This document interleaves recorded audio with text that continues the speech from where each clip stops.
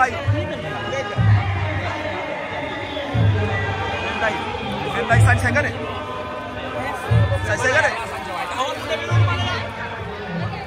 waroo demee noonu mais bana ya nuyu naa tey nga déplacé wu def sañse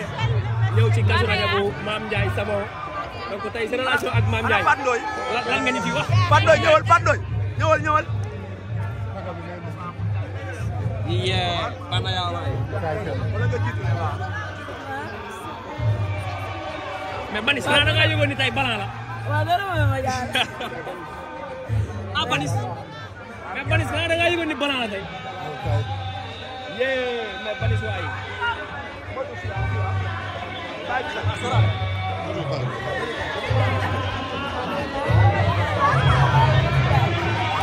bana yaabe